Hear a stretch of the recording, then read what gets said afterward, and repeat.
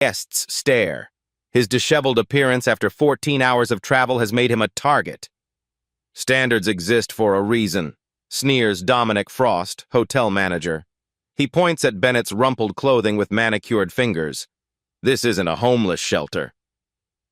Security pulls Bennett toward the exit. His luggage crashes to the floor. Contents scatter. A leather portfolio slides across polished marble. "My reservation," Bennett starts. "Save it." Frost cuts him off. He kicks Bennett's fallen briefcase hard. "Take your delusions elsewhere." Staff snicker. Phones emerge to record the humiliation. A desk clerk shifts uncomfortably, but remains silent. Frost leans in, voice low but cutting. "People like you don't belong here. Remember that. Remember, what would you do if you were humiliated in public, only for them to discover they'd just ruined their own careers? Little does the arrogant hotel staff know they've just manhandled the one person who controls their entire professional future."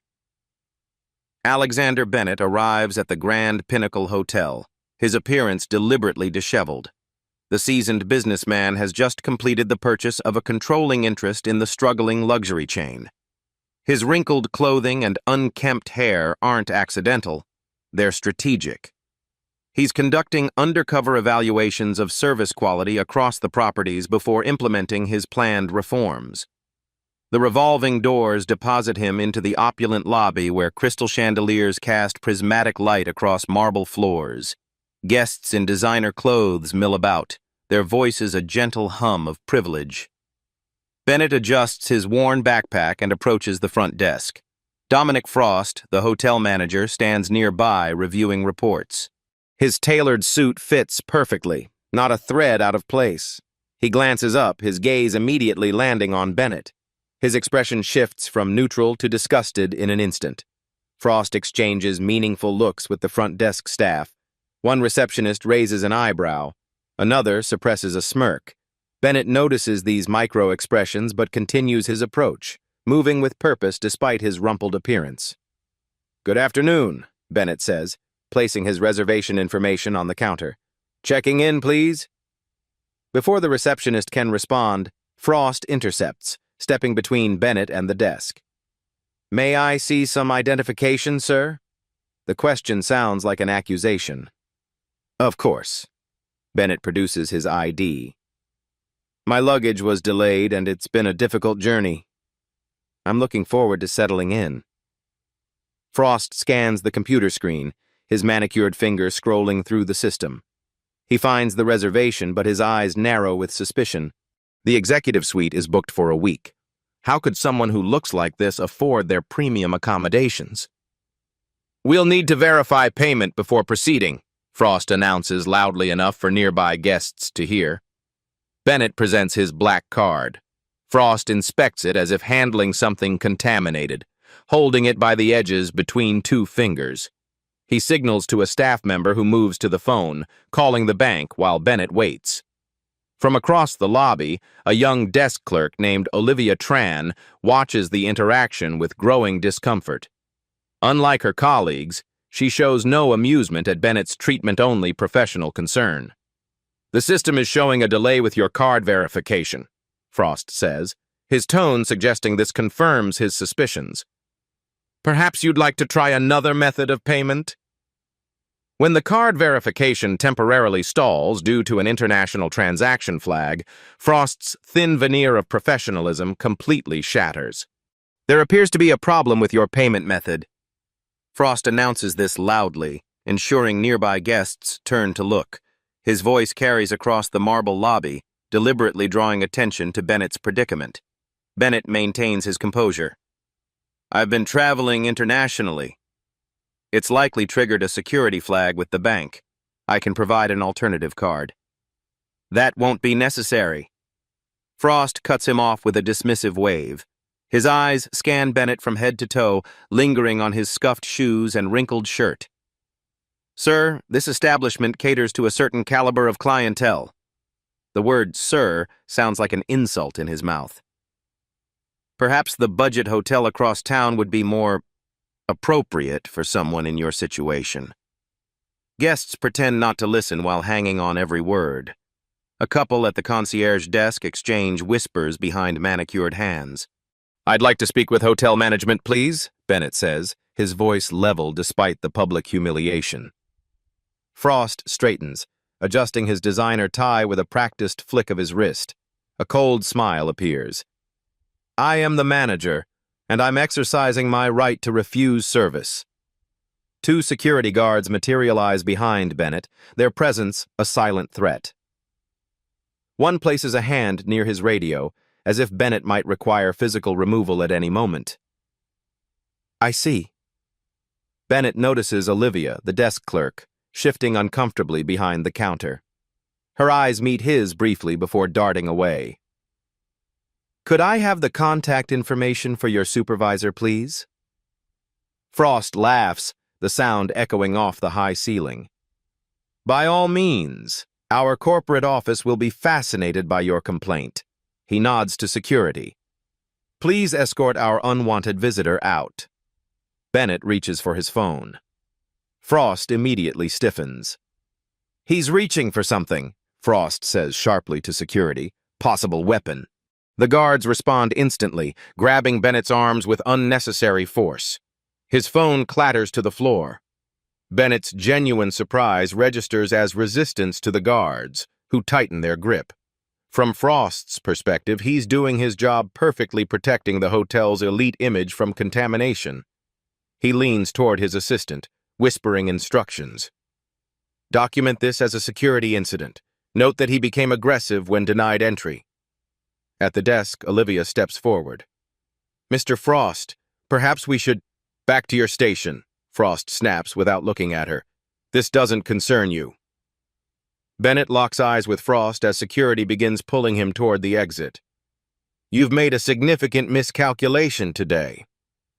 As security begins forcibly removing him, Bennett makes direct eye contact with Frost and says quietly, "You've made a significant miscalculation today." Security pushes Bennett toward the grand entrance, their grip tight enough to leave marks.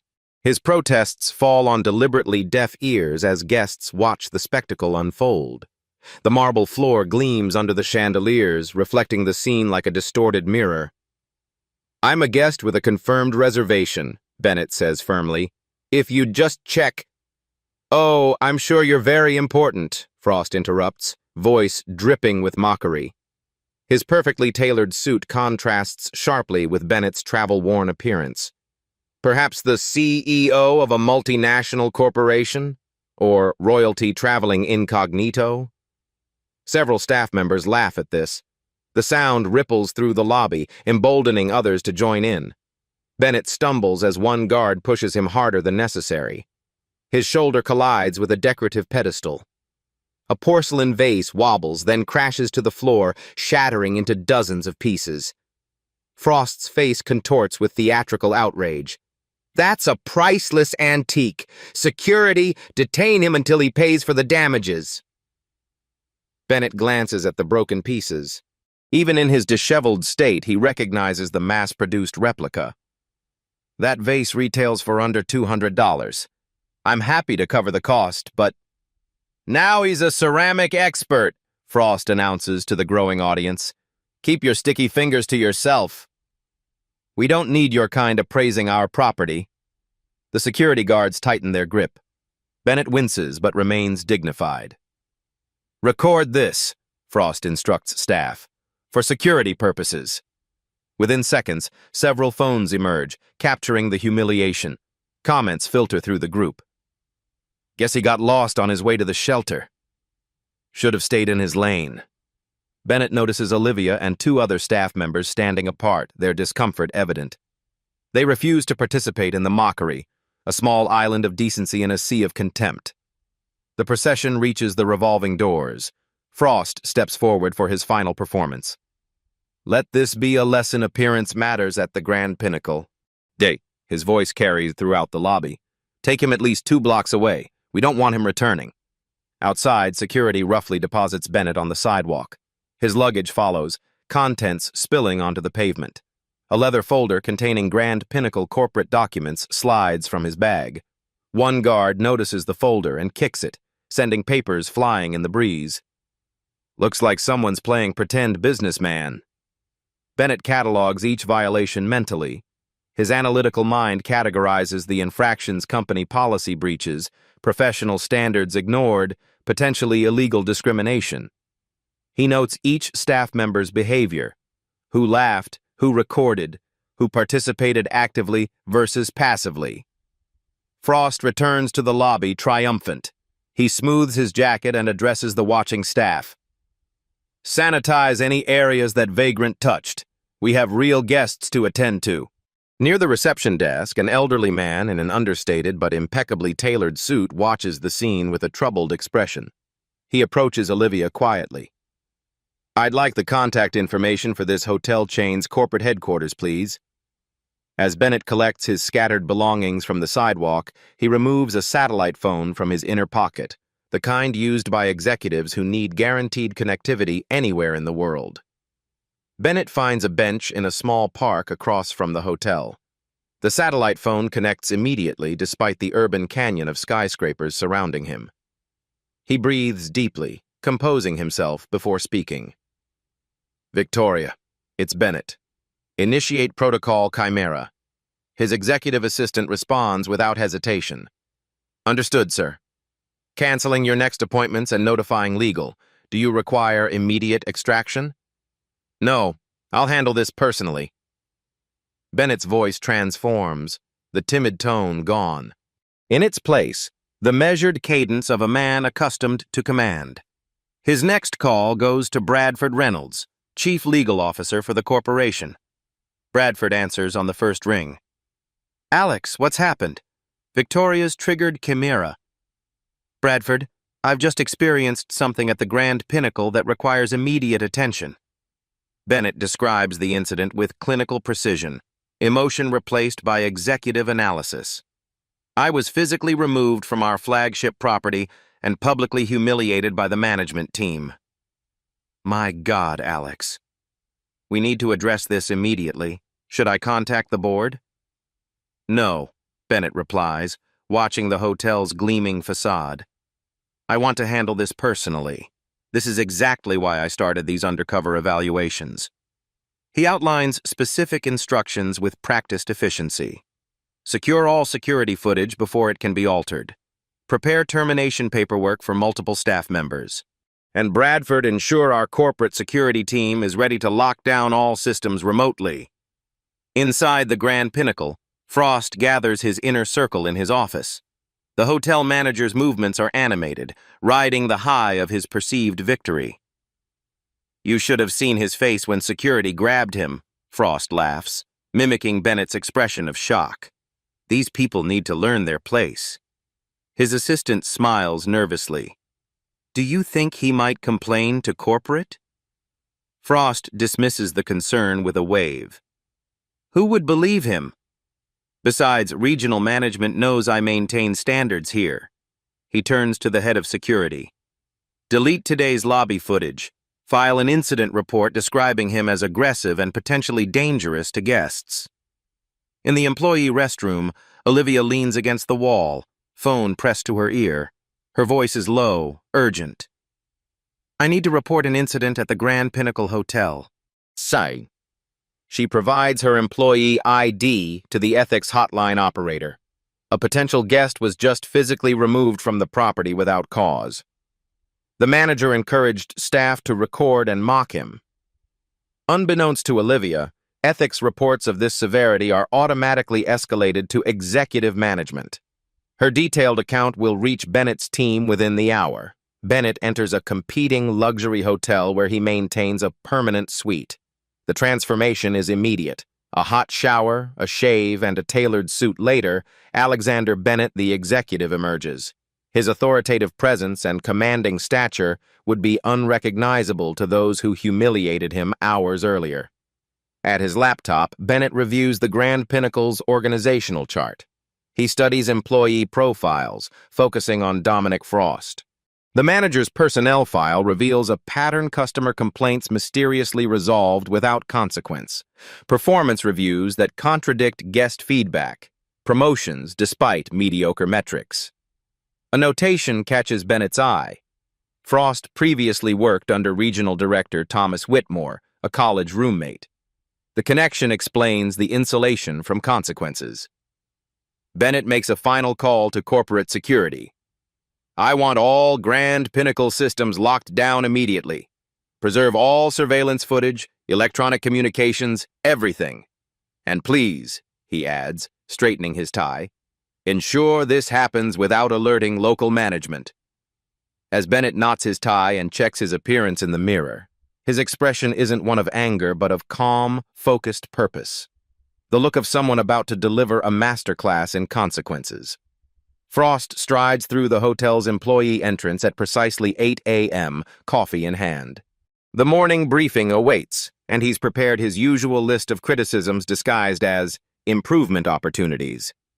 His routine shatters when he notices unfamiliar faces in the security office. "Excuse me," he says, authority ringing in his voice. "Who authorized external personnel in my security room?" A woman in a crisp suit turns, extending a corporate ID badge. "Grace Chen, Corporate Security Compliance.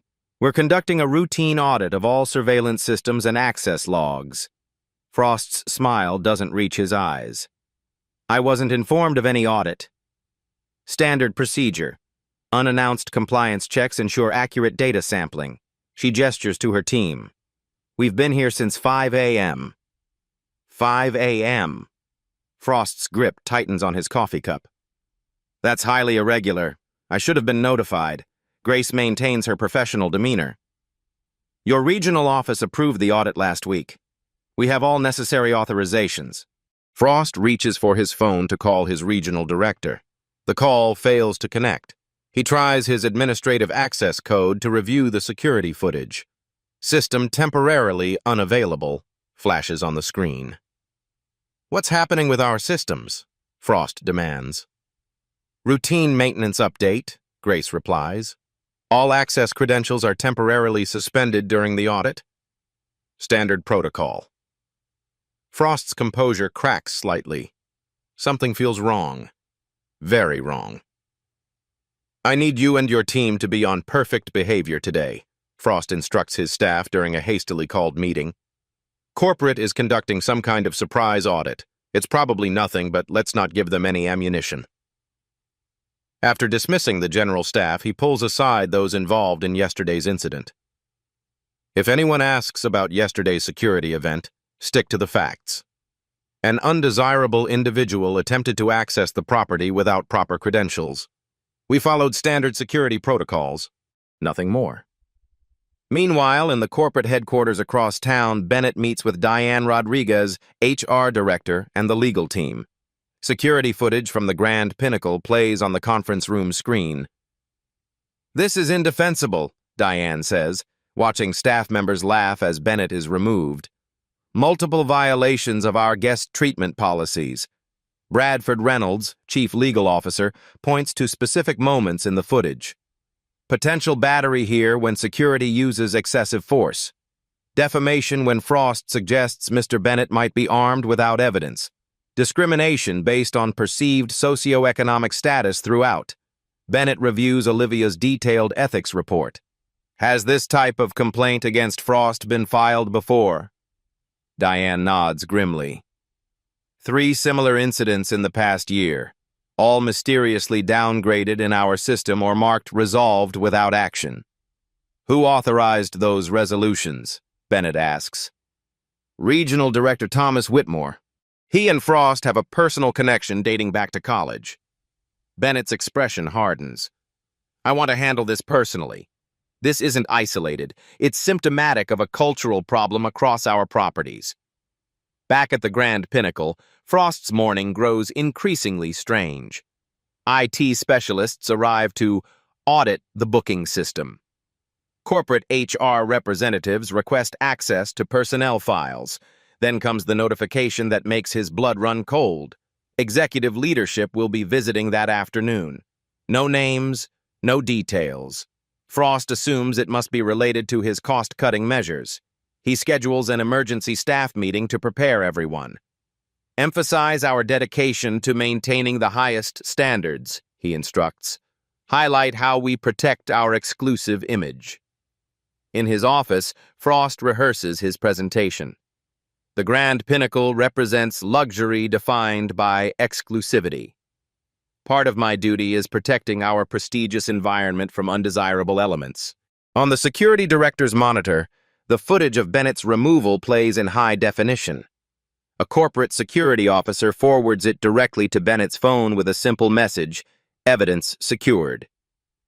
As Frost rehearses his presentation highlighting how he protects the hotel's prestigious image from undesirable elements, corporate security finds and isolates the footage of Bennett's removal and sends it directly to Bennett's phone.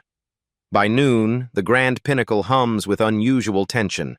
Staff exchange nervous glances as more corporate personnel arrive. Frost counts 4 HR representatives, additional security officers, and 3 people from legal, all moving with purpose, all refusing to provide details. What exactly is happening today? Frost corners one HR representative near the employee entrance. I'm the general manager. I should be informed. A significant situation requiring attention, she replies, her professional tone revealing nothing. That's all I can share at this time. Frost lingers near the security office, eavesdropping on conversations. A security officer speaks into his radio. Confirm the chairman's direct orders have been implemented property-wide. Chairman. The word hits Frost like ice water. He retreats to his office, fingers trembling slightly as he searches online for information about the hotel chain's leadership. Alexander Bennett, private investor. Acquired majority ownership 3 months ago. Limited public information. No clear photograph. Frost scrolls frantically through search results, finding only business articles about Bennett's reputation for hands-on evaluation of his investments. The connection forms in his mind yesterday's incident, today's sudden corporate presence. Impossible. It couldn't be. Frost finds Olivia alone at the employee break room. He closes the door behind him. What exactly did you tell the ethics line? His voice is low, dangerous. Olivia straightens. I'm not at liberty to discuss that. Listen carefully. Frost steps closer. Your future at this hotel, in this industry, depends on your loyalty right now. Whatever you reported, you were mistaken, confused. You want to retract your statement. Are you threatening me, Mr. Frost? I'm offering career guidance. His smile doesn't reach his eyes. Help me navigate this misunderstanding, and I'll ensure you're promoted next quarter. Continue this mistake, and I'll make sure you never work in luxury hospitality again. Olivia's silence confirms Frost's fears. In the ventilation duct above them, a small recording device captures every word of the threat, transmitting directly to corporate security. At company headquarters, Bennett conducts a strategy session with the executive team. Digital displays show performance metrics from properties across the chain. The Grand Pinnacle incident isn't isolated, Bennett explains, highlighting data points across the screen. It's symptomatic of a culture that has forgotten our purpose. Charts display declining customer satisfaction, despite maintaining high room rates. Bennett's team presents findings from his undercover visits, consistent patterns of preferential treatment based solely on appearance, regardless of actual spending power or reservation status. Our properties increasingly operate as exclusionary clubs rather than service providers, Bennett says. We've forgotten that luxury isn't about keeping people out, it's about letting everyone in and providing extraordinary experiences. The chief operations officer looks troubled. Retraining at this scale will be expensive. More expensive than losing our reputation? Bennett counters. The Grand Pinnacle will be our first implementation site. We'll retrain from the ground up if necessary. Back at the hotel, Frost becomes increasingly desperate. He orders security to review recent guest lists, searching for anyone who might be the undercover executive. He scrutinizes names of business leaders and celebrities, completely overlooking Bennett's unremarkable reservation. The conference room is being prepared for an important announcement. Staff whisper among themselves, theories spreading like wildfire. Frost's assistant approaches, face pale. "Sir, Alexander Bennett just checked in at the front desk. He's asking to see you immediately." As corporate personnel secure the main conference room for an important announcement, Frost receives a notification on his tablet. Alexander Bennett has just checked in at the front desk and requested to see the manager immediately. Frost adjusts his tie with trembling fingers. One deep breath, then another. He schools his features into his most welcoming expression, the one reserved for celebrities and high rollers. With shoulders squared, he strides across the lobby toward the front desk. He spots him immediately. A distinguished older gentleman stands at the counter, Olivia assisting him with practiced efficiency. The man radiates authority in his tailored charcoal suit. His silver hair is perfectly styled, his posture commanding respect without effort. "Mr. Bennett," Frost calls, extending his hand. "What an honor! I'm Dominic Frost, General Manager. We're delighted to welcome you to the Grand Pinnacle." The man turns. Recognition hits Frost like a physical blow. The face is the same now, clean-shaven and rested, but unmistakably yesterday's vagrant. Frost's outstretched hand hangs awkwardly between them.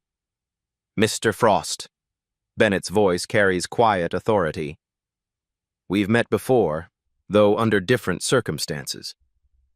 Blood drains from Frost's face.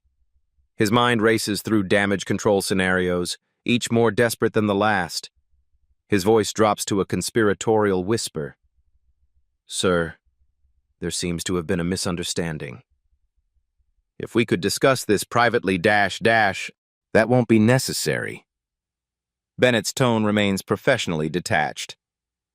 "We'll address everything shortly in the conference room. I believe your presence has been requested at the staff meeting in 5 minutes. Around them, the lobby buzzes with growing recognition. A bellhop drops a guest's bag with a thud. The concierge stops mid-sentence, phone receiver suspended in air. A security guard, the same one who had physically removed Bennett, stares open-mouthed, his clipboard clattering to the floor. Frost notices staff deliberately creating distance from him, previously loyal employees suddenly finding urgent tasks across the lobby. Bennett observes these reactions with clinical detachment. He takes no pleasure in Frost's obvious panic, viewing this as necessary correction rather than personal revenge. He notices Olivia's small, vindicated smile and mentally notes her integrity. "Mr. Bennett," Frost attempts one final desperate maneuver. "I can explain everything. My staff acted without my authorization. I was merely—" Bennett raises a hand, silencing him mid-sentence. "Save your explanation for the meeting, Mr. Frost. Everyone will have an opportunity to account for their actions." The hotel manager's mouth opens and closes without sound. The power dynamic has shifted so completely that words fail him. Staff members watch their formerly intimidating boss reduced to speechlessness. Bennett turns to Olivia. "Is the conference room ready?" "Yes, sir. Everyone is assembled as requested." "Excellent." Bennett straightens his already perfect tie. "Shall we, Mr. Frost?" As Bennett walks calmly toward the conference room, Frost remains rooted in place, watching his career crumble before his eyes while staff members deliberately create distance from him. Rats fleeing a sinking ship. The Grand Pinnacle's largest conference room fills beyond capacity. Staff from every department stand along the walls, while corporate representatives direct seating arrangements with precision. Those involved in yesterday's incident find themselves assigned to the front row, deliberately positioned to face the podium.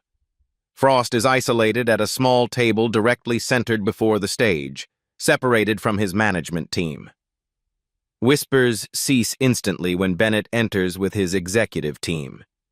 He takes his position at the podium, surveying the room with measured calm. His demeanor carries no hint of anger, only disappointment and resolve. The contrast between his composed dignity now and yesterday's treatment hangs in the air, unspoken but palpable. "Good afternoon," Bennett begins, his voice carrying effortlessly. "For those who haven't connected the dots yet, I'm Alexander Bennett, chairman and majority shareholder of Pinnacle Luxury Resorts." He pauses, allowing this information to ripple through the room. "Yesterday, I experienced your hospitality firsthand, though not as the person standing before you now." Bennett nods to a technical specialist who activates the room's projection system. Security footage from the previous day appears on the large screen, crystal clear and unmistakable. Staff shift uncomfortably as the scene unfolds. Frost's condescension, security's unnecessary roughness, employees laughing and recording the humiliation on personal devices. "This wasn't a random evaluation," Bennett continues. "Over the past month, I've stayed at 12 of our properties under similar circumstances. The Grand Pinnacle ranks last in how you treat guests who don't match your preconception of worthy." From his isolated seat, Frost maintains a rigid posture, desperately trying to project confidence. Beneath the table, his knees bounce uncontrollably. His mind races through potential escape routes, someone to blame, explanations to offer, excuses to make. Bennett clicks to the next slide, displaying performance metrics. Luxury isn't defined by excluding people. It's defined by how we treat everyone who walks through our doors. Every guest deserves respect, not because of who they might be, but because that's the standard to which we hold ourselves. Charts show declining guest satisfaction scores despite premium pricing. We charge exceptional prices. We promise exceptional experiences, yet we deliver exceptional service only to those who already look successful. Bennett's expression turns grave. "Effective immediately, the following positions are terminated for violations of company policy, customer respect protocols, and in some cases, basic human decency." The screen changes to display a list of names. Frost's appears at the top, followed by security personnel and staff members who actively participated in yesterday's incident. Nearly 40% of the hotel's staff find themselves listed. The room erupts. Some protest loudly. Others sit in stunned silence. Those who showed compassion or discomfort during the incident exhale with visible relief upon confirming their names are absent. Bennett raises a hand for silence, waiting until the room quiets. This isn't a decision made in anger or retaliation. Each termination is documented with specific violations, which HR will review individually with each of you. He continues, his tone shifting to one of rebuilding. "This property will close for 2 weeks for comprehensive retraining. Those not terminated will receive full pay during this period while participating in our new service excellence program." Frost suddenly stands, his chair scraping loudly against the floor. "This is outrageous. You can't possibly terminate staff for following security protocols against a perceived threat." Bennett responds with unruffled authority. "Mr. Frost, the security cameras captured you instructing staff to delete footage and fabricate reports. Your termination includes a prohibition on future employment at any hospitality organization in our corporate network." Frost's face flushes dark red. Before he can respond, Bennett continues. "True luxury isn't about excluding people. It's about creating exceptional experiences for everyone who chooses our brand. Starting today, that's the standard by which we'll measure success." Olivia notices something the others miss. Corporate security officers have positioned themselves near each exit. Their stance isn't threatening, but their purpose is clear. They anticipate resistance beyond mere verbal protests. As Bennett outlines the radical transformation planned for the hotel, Olivia notices corporate security quietly positioning themselves near exits, almost as if they're anticipating something beyond just verbal protests from the terminated employees. The aftermath unfolds like a precisely choreographed ballet across multiple locations. At the Grand Pinnacle, HR representatives set up in private offices, conducting exit interviews with terminated staff. Many protest their innocence or minimize their involvement. "I was just following Mr. Frost's lead," a front desk supervisor insists, her voice trembling. "Everyone was doing it." The HR director reviews footage showing the woman recording Bennett's humiliation on her phone, adding mocking commentary. This video was shared to your personal social media accounts with derogatory hashtags. Would you like to revise your statement? Corporate security escorts each terminated employee through a meticulous exit process. Personal belongings are collected under supervision. Hotel property, including keycards, manuals, and electronic devices, are surrendered and logged. Several employees attempt to delete incriminating messages or social media posts, unaware that everything has already been thoroughly documented. In the executive offices, Frost refuses to participate in the exit interview process. This termination is wrongful and discriminatory, he declares to the HR representative. I was protecting this property's standards and reputation. You'll be hearing from my attorney. When corporate security arrives to escort him from the property, Frost creates a scene in the lobby. This entire situation is a setup, he shouts, voice echoing off marble surfaces. Bennett deliberately appeared disheveled to entrap us. Guests watch uncomfortably as security guides the increasingly agitated manager toward the exit. None of the remaining staff step forward to support him. The same security officer who had roughly removed Bennett now finds himself documenting Frost's behavior with professional detachment. At corporate headquarters, Bennett conducts a strategy session with his executive team. Large screens display data from all properties in the chain. The Grand Pinnacle situation isn't isolated, Bennett explains, highlighting patterns across multiple locations. It's symptomatic of a cultural drift affecting our entire brand. The chief marketing officer nods in agreement. Our public identity has shifted from service excellence to exclusivity. We're attracting clients who value status over experience. Bennett displays findings from his undercover evaluations. Properties increasingly prioritizing guests based on appearance rather than reservation status. Staff trained to identify high-value clients through visual cues, and systematic differences in service quality based on perceived wealth. Data analysis reveals a troubling pattern: guests rating highest on first impression metrics receive demonstrably better service than those who don't match the luxury profile, regardless of actual spending patterns. We've created a system that rewards the wrong behaviors, Bennett concludes, and we've hired people who excel at those behaviors. The legal team presents their assessment of potential ramifications from the mass termination. We should anticipate discrimination claims from terminated employees, the chief legal officer warns, particularly those who will claim they were following established practices. Bennett remains unworried.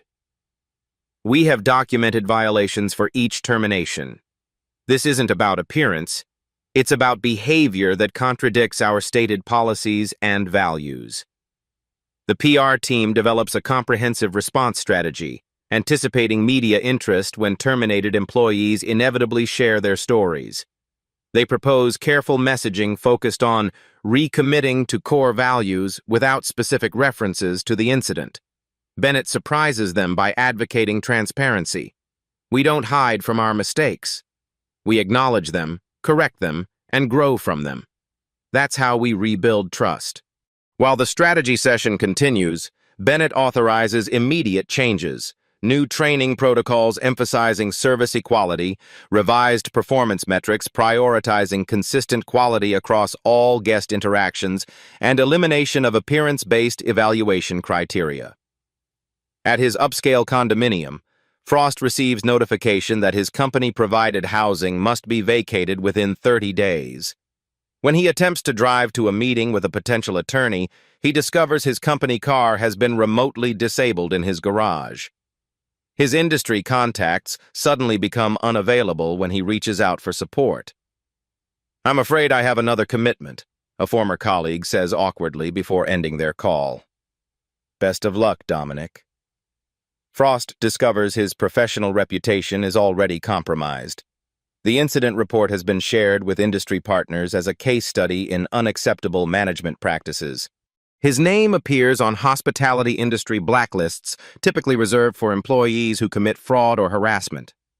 Back at the hotel, Bennett personally meets with staff members who demonstrated integrity during the incident. Olivia is called to a private meeting where Bennett offers her a new position. "We're creating a customer experience director role for the reopened property," he explains. "Someone who ensures our service standards apply equally to every guest. Your actions yesterday demonstrated exactly the values we need to rebuild." Two junior staff who attempted to intervene during Bennett's removal receive similar recognition and advancement opportunities.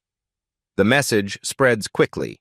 Integrity and equal treatment are the new currency for success within the organization. In the main conference room, Bennett outlines his vision for the hotel's future to the remaining staff. "True luxury comes from how people feel in our presence, valued, respected, appreciated. Anyone who can afford our services deserves our best, regardless of how they look or what we assume about them." As the meeting concludes, Bennett's phone buzzes with an urgent message from legal. Frost has retained Wallace Sullivan, an aggressive attorney known for transforming employment disputes into public relations nightmares.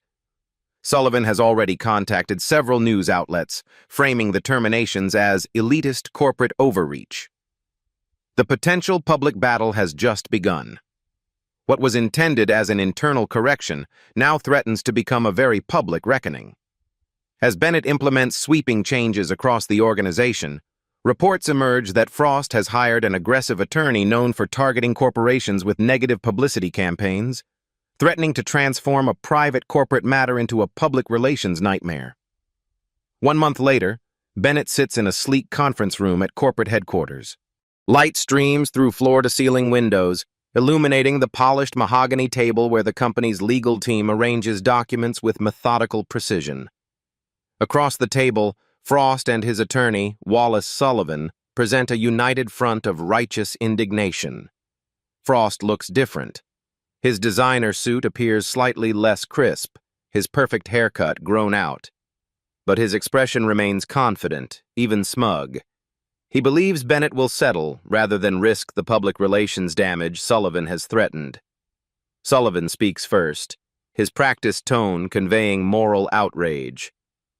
"My client was terminated without proper process for simply maintaining the hotel's standards." He slides a folder across the table. "This vindictive action by Mr. Bennett was personal retaliation disguised as corporate restructuring." Bennett remains impassive, fingers steepled before him.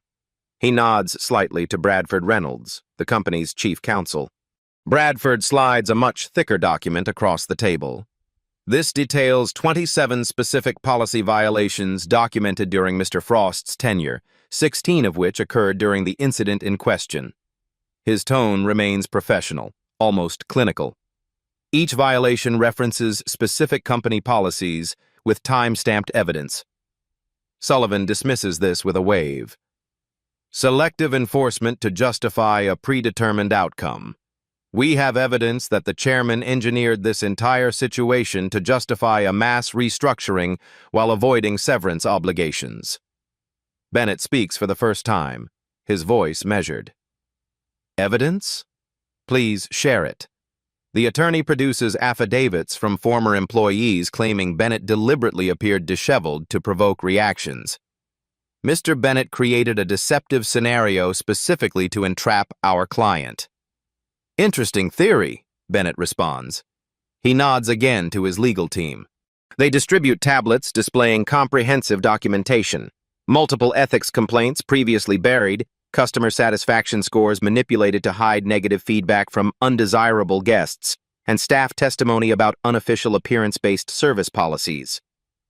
"Note the dates," Bradford points out. "These complaints predate Mr. Bennett's ownership of the company by years. There's a consistent pattern of discriminatory behavior and policy violations."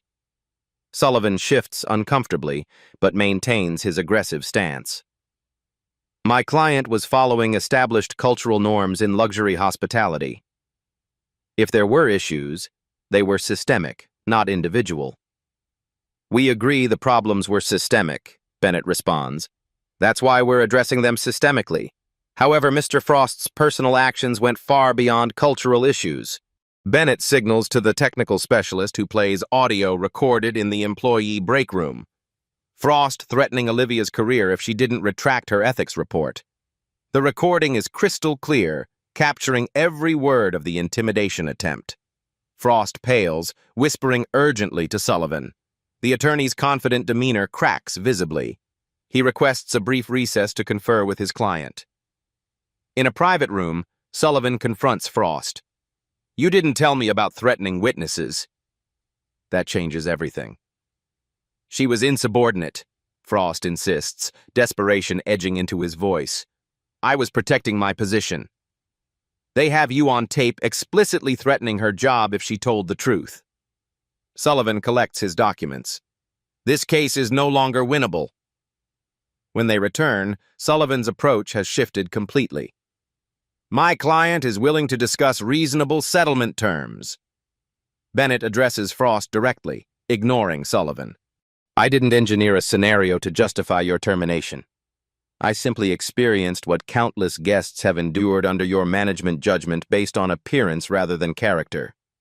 Bennett leans forward, his gaze unwavering. "We're prepared to defend our actions in court if necessary. All documentation will become public record. Your future employment prospects within the industry would be limited." The threat hangs in the air, its implications clear. Bennett continues, "Alternatively, we can offer a modest settlement in exchange for a non-disclosure agreement and your agreement to attend sensitivity training before seeking new hospitality employment." Sullivan immediately recognizes this as the lifeline it is. "We'd need to discuss specifics." "This offer acknowledges the legal process while holding Mr. Frost accountable," Bennett replies. "It's not negotiable." After a tense private discussion, Frost reluctantly accepts the terms. His earlier confidence has evaporated completely, replaced by the hollow recognition of comprehensive defeat. As papers are signed, Bennett offers one personal observation. "The most expensive suit in the world can't disguise a lack of character, Mr. Frost. True quality is revealed in how we treat others when we believe there's nothing to gain." Frost avoids eye contact as he signs the final document, the pen slightly trembling in his hand. As Frost and Sullivan gather their materials to leave, Bennett's phone buzzes with an urgent message from the PR director. "Major news outlets have somehow obtained footage of the original incident. It's already trending online. We need a response strategy immediately." As Frost departs, visibly shaken by his comprehensive defeat, Bennett receives an urgent message: major news outlets have somehow obtained footage of the original incident, and it's about to go viral. 3 months later, Bennett sits in a television studio, makeup freshly applied for his interview on Business Frontiers, the leading business news program. The incident has indeed gone viral, but not with the damaging consequences initially feared. "Your company's response has been called a masterclass in crisis management," says the interviewer, a respected business journalist. "What prompted such transparency?" Bennett adjusts his position slightly under the bright studio lights. "We had a choice: hide from our mistakes, or learn from them publicly. The easier path isn't always the right one. The viral footage, rather than damaging the brand, has catalyzed industry-wide conversations about hospitality culture. The company's transparent response, acknowledging the problem, implementing concrete changes, and sharing results has resonated with the public." "What happened at the Grand Pinnacle exposed an industry-wide problem," Bennett explains on camera. "Luxury hospitality had become exclusionary rather than exceptional. We'd forgotten our fundamental purpose." The segment includes interviews with hospitality experts acknowledging similar issues across the industry. The CEO of a competing luxury chain admits, "Bennett's experience forced us all to examine our practices.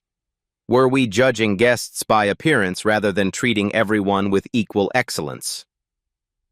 Images show unconscious bias training being implemented at multiple hotel brands, revised service standards emphasizing equal treatment regardless of appearance, and new anonymous evaluation systems inspired by Bennett's Undercover approach.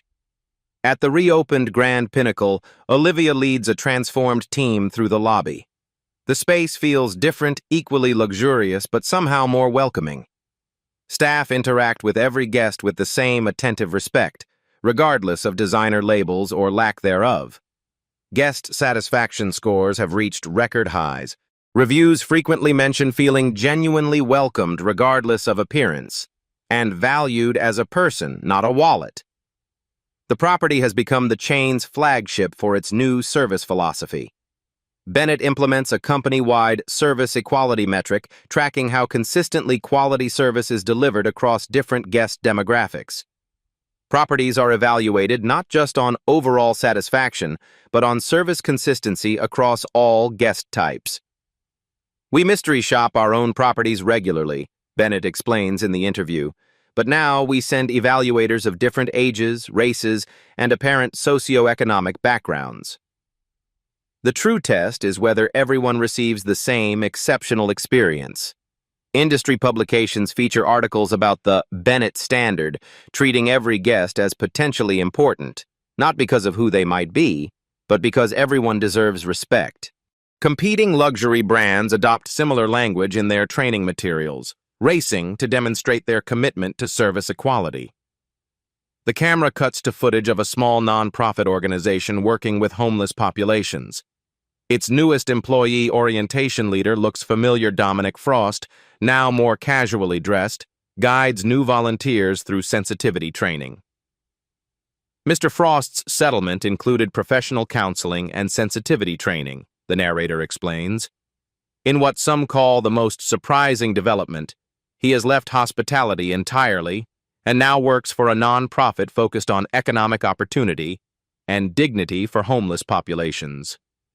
The irony isn't lost on viewers, but the segment presents it as redemption rather than punishment, a man learning from his mistakes and finding purpose in helping the very people he once dismissed. At an industry conference titled Redefining Luxury, Bennett delivers the keynote address to a packed auditorium. Hotel executives from around the world listen attentively, notebooks open. The true measure of luxury isn't exclusivity, it's extraordinary service delivered without prejudice, Bennett tells the audience. When we judge books by their covers, we miss the most valuable stories. The camera pans across the audience as they rise for a standing ovation.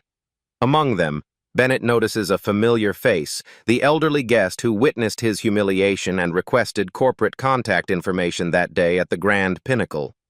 As Bennett concludes his speech to standing applause, he notices a familiar face in the audience, the older guest who had witnessed his humiliation and requested corporate contact information that day at the Grand Pinnacle.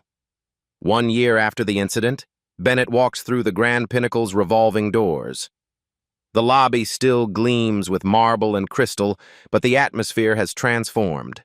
Staff members greet every arriving guest with the same genuine welcome, whether they arrive in designer clothes or travel-worn casual wear. Bennett observes a backpacker receiving the same attentive service as a businessman in a bespoke suit. Neither guest knows they're being watched by the company's chairman.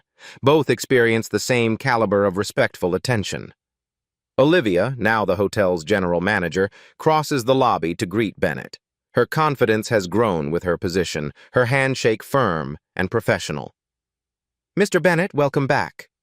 Her smile is genuine. "Would you like to see what we've accomplished?"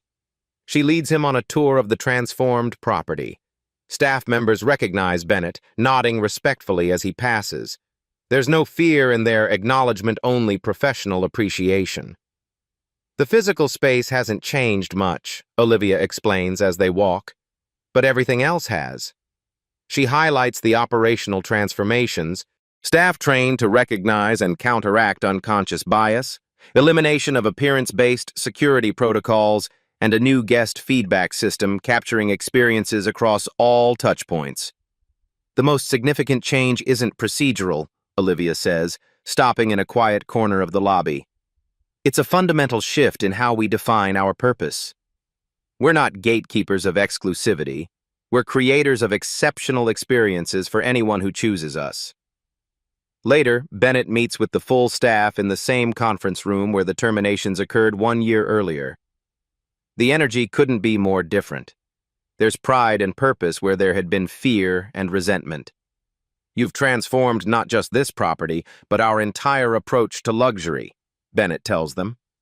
He shares the latest metrics: guest satisfaction at all-time highs, employee retention improved by 40%, and industry recognition including Most Transformative Brand at the recent Hospitality Awards.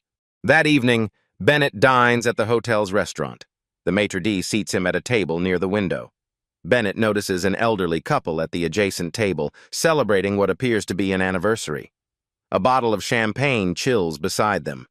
Bennett recognizes the husband, the guest who witnessed his humiliation and requested corporate contacts that fateful day.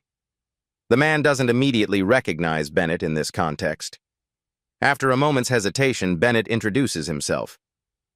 "I believe we were both at this hotel about a year ago, though under very different circumstances." The recognition dawns slowly in the older man's eyes. "My word, you're the gentleman they removed from the lobby. And also—" "The chairman, yes," Bennett confirms with a small smile. "I wanted to thank you for what you did that day. Requesting corporate contacts to report what you witnessed, that small act of concern from a stranger mattered more than you know." The guest appears momentarily stunned. "Your experience troubled me deeply. I've stayed at luxury hotels my entire life, but I'd never seen someone treated with such blatant disrespect." His wife adds, "Harold couldn't stop talking about it." He was determined to report what happened. Bennett raises his glass in appreciation. "To judging people by their character rather than their appearance, and to those who stand up when they witness injustice." They share a toast across the tables, a quiet moment of recognition. Later, Bennett observes the lobby from a comfortable chair in the corner. A disheveled traveler enters, clearly exhausted from a long journey. His clothes are wrinkled, his hair unkempt. A year ago, this arrival would have triggered subtle alarms throughout the staff. Now the front desk manager steps forward immediately, offering a warm welcome and a refreshment while check-in begins. There's no judgment, no whispered comments, just genuine service. Bennett smiles, satisfied that the transformation is complete. Before departing, he leaves an envelope with Olivia containing bonuses for every staff member and a handwritten note. "Luxury isn't what we wear or how we appear. It's how we make others feel in our presence. You've created something more valuable than exclusivity. You've created belonging." The note ends with a simple truth. In the end, true character is revealed not by how we treat those we think important, but by how we treat everyone before we know who they are. If this story of accountability and transformation resonated with you, hit that like button to help more people discover it. Subscribe to Beat Stories for more powerful narratives that explore justice, redemption, and the consequences of our actions. Our weekly uploads feature real situations where people faced pivotal moments that changed everything. Join our growing community where we discuss ethical leadership, accountability, and those satisfying moments when justice is perfectly served. Your subscription helps us continue bringing these important stories to light.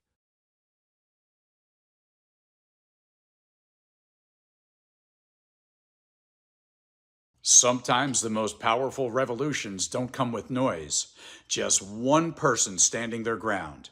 At Beat Stories, we highlight those moments that shift the balance. If this story moved you, hit subscribe, because every week we bring real stories that shake the system.